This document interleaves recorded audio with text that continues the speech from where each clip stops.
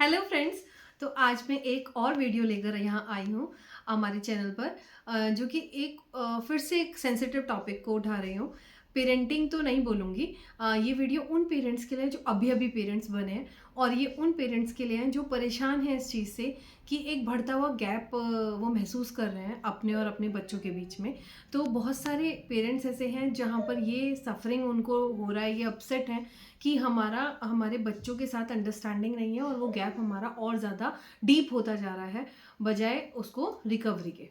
तो ये वीडियो उनके लिए है, और ये वीडियो बनाने का मेरा मोटिव ये नहीं है कि मैं पेरेंटिंग सिखा रही हूँ, क्योंकि because I know every parent जो है वो अपना बेस्ट देता है अपने बच्चों को नर्चर करने में। वो अपना बेस्ट दे पाता है और वो अपने तरीके से अपने बच्चों को उनकी अपब्रिंगिंग करते हैं। तो ये सीधा सा मेरा मोटिव आज की वीडियो बनाने का सिर्फ इतना सा है, क्योंकि मैंने अपनी लाइफ टाइम में मैंने बहुत सारे ऐसे बच्चे देखे हैं जो इस कारण या तो वो बहुत रूड हो चुके होते हैं, या वो बहुत ज़्यादा डिप्रेस हो रखे होते हैं, या वो इंट्रोवर्ट हो जाते हैं, या वो बहुत ज़्यादा मतलब कि नहीं बुरी आदतों में पड़ जाते हैं, और कभी कभी लोनलीनेस की वजह से वो बच्चे बहुत सीरियस कुछ कमिट भी कर लेते हैं।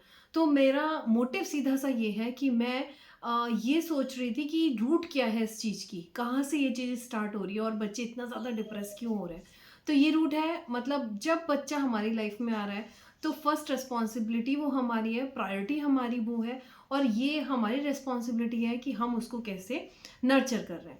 तो लेट्स स्टार्ट है ना today's video with very simple 2 easy steps में मैं ये इसको कवर करने वाली हूँ। तो फर्स्ट स्टेप इज कि start giving respect to your child. अब आप बोलेंगे रेस्पेक्ट क्यों, वो तो हमसे छोटे हैं, है ना, और अगर हम उन लोग को रेस्पेक्ट देंगे तो वो तो फॉर ग्रांटेड लेने लगेंगे हम सबको।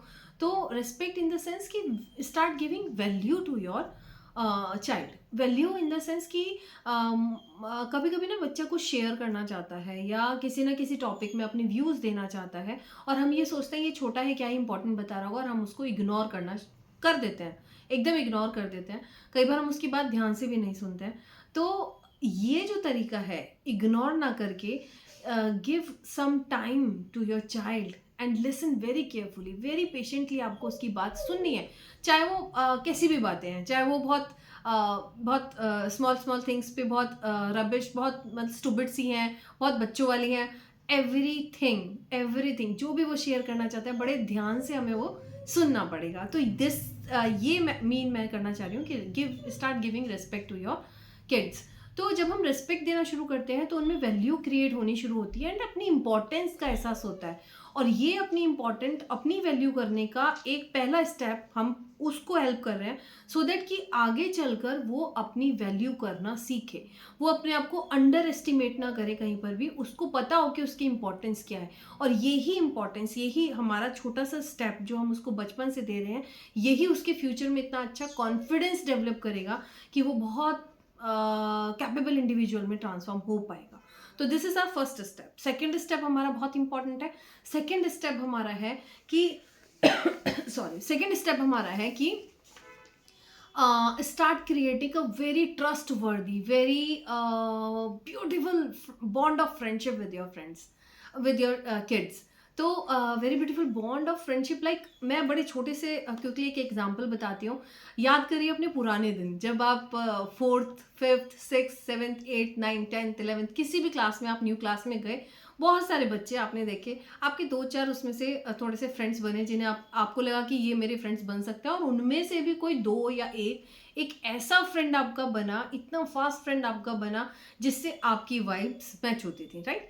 आप उसको हर चीज़ बताते थे, हर सुख दुख बताते थे, हर प्लस माइनस बताते थे, वो बातें भी बताते थे जो बातें किसी को नहीं बताते थे, बिकॉज आपको पता था कि वो आपको जज नहीं करेगा, है ना। तो हमें वो फ्रेंड बनना अपने बच्चों का जहाँ पर हम उनको जज ना करें और वो फ्रीली हमसे हर चीज़ शेयर कर पाए। आज जो भी उनकी लाइफ में चल रहा है, प्लस माइनस एवरीथिंग, मतलब दे फील फ्री कि एक ऑल टाइम अवेलेबल फ्रेंड, एक दोस्त मेरा घर पर है जिसको मैं ये बात जाकर बताऊंगा, जिसको मैं ये सारी बातें बता सकता हूँ फ्रीली, है ना। तो जब ये वाला एटीट्यूड होगा उस बच्चे का तो वो कभी आपसे छुपाएगा नहीं। बाय चांस अगर हम यहाँ पर लैकिंग कर जाते हैं और हम वो बॉन्ड उसमें क्रिएट नहीं कर पाते उस बच्चे के साथ, तो दो सिचुएशंस हैं, बहुत ही ज़्यादा सीरियस सिचुएशन है। फर्स्ट, अगर आपका बच्चा इंट्रोवर्ट नहीं किसी से शेयर करता है, तो वो अगर मान लिया लाइफ ने कोई चैप्टर उसके सामने किसी तरह का खोला है, जैसे स्कूल में टीजिंग का एक बहुत बड़ा केस हमारे सामने आजकल चल रहा है स्कूलों में, कि बच्चे टीज करते हैं और वो इंट्रोवर्ट, वो किसी से ये बात शेयर नहीं करेगा, ना उसका कोई फास्ट फ्रेंड है क्लास में, घर पर भी उसको नहीं बोलनी है ये बातें, क्योंकि घर पे उसको सुनने वाला कोई नहीं है, उसकी लाइफ में इंटरेस्ट लेने वाला कोई नहीं है। तो अभी वो बच्चा क्या करेगा, उन सारे हालातों से अकेले लड़ने की कोशिश करेगा, वो हर वो संभव कोशिश करेगा कि मैं ये चीज़, वो अवॉइड करना शुरू कर देगा, आपको अवॉइड करना शुरू कर देगा, टीचर्स को अवॉइड करना शुरू कर देगा, क्लास में जाना बंद कर देगा, स्कूल में जाना बंद कर देगा। सिचुएशन से अवॉइड करने के लिए वो क्या नहीं करेगा, वो अकेला लड़ता रहेगा अपने थॉट्स से, ना वो पढ़ाई में दिमाग लगा पाएगा, है ना। तो कितना ज़रूरी है हमारे लिए हमारे बच्चों का फ्रेंड बनना, है ना, पहली थिंग। दूसरा, कुछ बच्चे होते हैं ओपनली शेयर कर देते हैं, फटाफट शेयर कर देते हैं, तो वो क्लास में फ्रेंड्स भी उनके बहुत सारे होते हैं, वो किसी भी फ्रेंड से कुछ भी शेयर कर सकते हैं।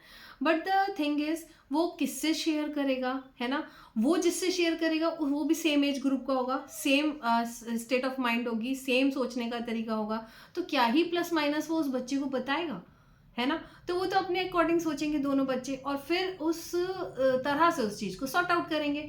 तो गलत डिसीजन भी ले सकते हैं, गलत स्टेप भी ले सकते हैं कहीं पर भी, लेकिन अगर आप उसको समझाने की कोशिश करेंगे, अगर वो आपसे फ्रैंक है और आपसे वो शेयर कर रहा है ये सारी बातें, तो आप एक्सपीरियंस्ड हैं, आपने दुनिया देखी है, आपके पास उसका प्लस माइनस दोनों होगा, है ना। लेकिन समझाने का तरीका बहुत रूड नहीं होना चाहिए, समझाने का तरीका बहुत टाइट स्ट्रिक्ट नहीं होना चाहिए, समझाने, ताकि वो ऐसा समझाने का तरीका हो कि वो दोबारा भी आपसे शेयर कर सके, बहुत काम मैनर में, बहुत सुंदर सुंदर एग्जाम्पल्स देके, अपनी लाइफ से एग्जाम्पल्स देके, बहुत प्यारे प्यारे से मैसेज के थ्रू, है ना, क्रिएटिव मैनर में आप उसको वो बात समझाइए, वो समझेगा भी और इम्प्लीमेंट भी करेगा 101%। आई एम डैम श्योर वो इम्प्लीमेंट भी करेगा, और उस केस को वो बहुत ही ज़्यादा वाइजली प्लस माइनस देखकर सॉर्ट आउट करेगा। डिसीजन आपको बच्चे के ऊपर छोड़ देना है, सो दैट बच्चा आपके ऊपर फुल्ली डिपेंडेंट ना हो जाए, उसको अपने डिसीजन लेने की पावर होनी चाहिए।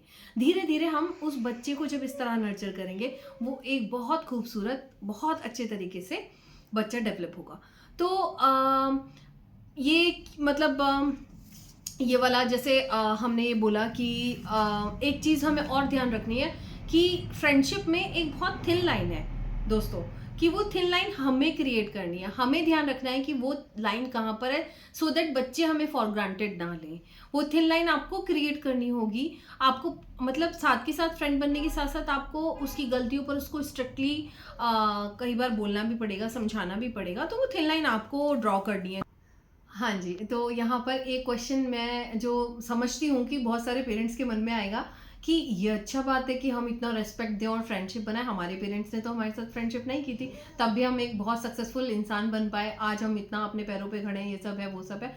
तो ये क्वेश्चन तो आएगा ही आएगा, इसका आंसर बहुत क्लियर है।